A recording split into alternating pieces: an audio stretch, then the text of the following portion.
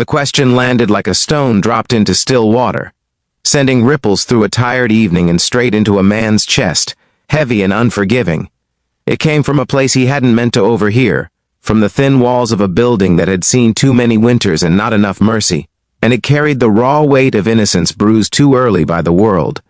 In that moment, the single father standing in the hallway with grocery bags biting into his palms understood something with startling clarity. Some sounds do not fade, some words refuse to be forgotten, and some moments quietly demand that a person step forward and become more than they have ever been before.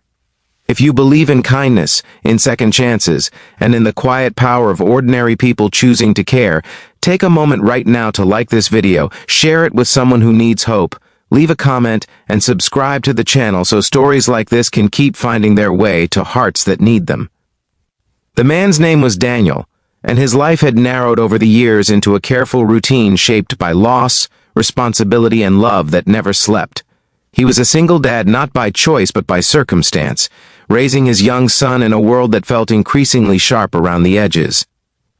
His wife had passed 3 winters earlier, leaving behind a silence that never fully lifted, and a promise he repeated to himself every morning that he would be enough, somehow, for the boy who still searched crowds for a face that would never return.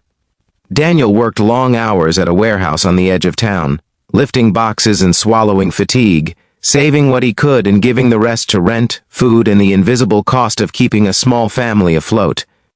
He was not a hero, not a saint, just a man doing his best with what life had handed him. The building they lived in was a low-rise complex that leaned slightly as if tired, its paint faded, and stairwells smelling faintly of damp concrete and old meals. It was a place where people learned not to ask too many questions, and where survival often came before pride. That evening, Daniel had been late, his shift stretched longer than expected, and the sky outside had already slipped into darkness by the time he climbed the stairs. He paused outside his apartment door to adjust the bags, and that was when the sound reached him through the thin wall next door, soft but unmistakable. It was the voice of a child, small and trembling, followed by the hush of an adult trying to soothe something that could not be easily soothed. The words themselves were simple, but the meaning behind them was vast. A child wondering if they were bad, if their family was somehow broken beyond repair, if the struggle they lived inside every day was a reflection of who they were rather than what they endured. Daniel stood frozen, his breath shallow, memories crashing in without warning. He remembered his own childhood, the nights when his father's temper made the walls feel smaller, the unspoken shame of wearing the same worn jacket to school, the way he had learned too early to read disappointment in adult faces. He remembered asking himself similar questions in the dark and never finding answers that brought peace. He went inside his apartment, fed his son, helped with homework, and tucked him into bed, but the words followed him like a shadow. Sleep came late, and when it did, it was thin and restless. By morning, the question had not loosened its grip. Over coffee that tasted more like habit than comfort, Daniel found himself staring at the wall, replaying the moment again and again. He did not know the family next door well. He knew there was a mother and at least 2 children, that the father was not around, and that the sounds of stress sometimes leaked through the walls late at night. He knew enough to understand that they were struggling, and suddenly that knowledge felt like a responsibility he could not ignore. The days that followed were marked by quiet observation and an internal tug-of-war. Daniel was not wealthy, not free with time, and not certain he had anything meaningful to offer. Every dollar was already spoken for, every hour accounted for. Yet something had shifted. At work, as he stacked boxes, he imagined the children next door, their eyes searching their mother's face for reassurance she might not have the strength to give. He imagined his own son asking the same question one day, and felt a tightening in his chest that made the decision for him, even if he had not yet admitted it. Change did not arrive as a grand gesture. It began small, almost invisible. Daniel started by leaving extra groceries near their door, anonymous and unannounced, choosing items that could stretch into several meals. He told himself it was a one-time thing, an act of quiet kindness that required nothing in return. When the bag disappeared, and a simple handwritten note appeared in its place a day later, thanking whoever had helped, something inside him softened. He began to notice more, the way the mother moved through the hallway with her shoulders tense, the the children clinging close as if the world might take something else from them if they let go. Weeks passed, and the building settled into its usual rhythm, but Daniel's involvement deepened. He offered to watch the children for an hour when their mother had a job interview, framing it as neighbors helping neighbors. He shared leftover meals, passed along clothes his son had outgrown, and slowly, trust took root. The mother's exhaustion was etched into her face, but so was a fierce love that refused to be extinguished. She was doing everything she could, working part-time jobs that barely covered essentials, carrying the weight of being both protector and provider in a system that rarely made room for compassion. The real challenge, Daniel came to understand, was not just material hardship but the quiet erosion of self-worth. The children were absorbing the stress around them, internalizing the idea that their circumstances were a verdict on their value. Daniel saw it in the way they avoided eye contact, in the way they apologized for small things, in the way they hesitated before smiling. It mirrored the scars he still carried, and that recognition fueled his resolve. He did not want to be a savior. He wanted to be proof that kindness could interrupt a cycle before it hardened into destiny. As winter crept in, the building grew colder, both literally and figuratively. Heating bills climbed, tempers flared, and the strain became harder to hide.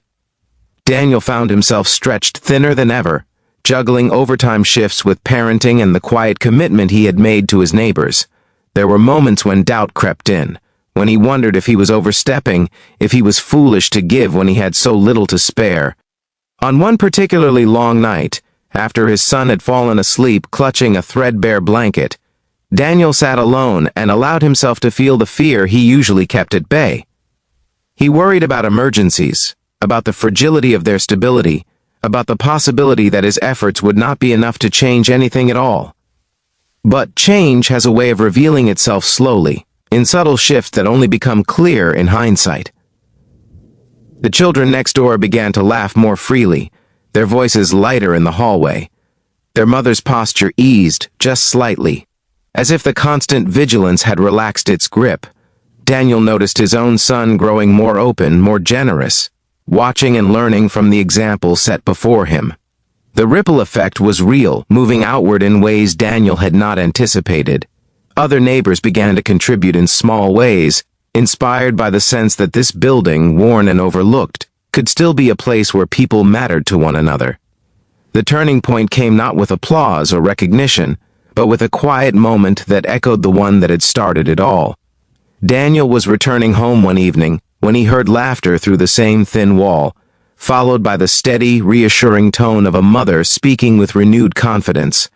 The words themselves were indistinct, but the feeling behind them was unmistakable.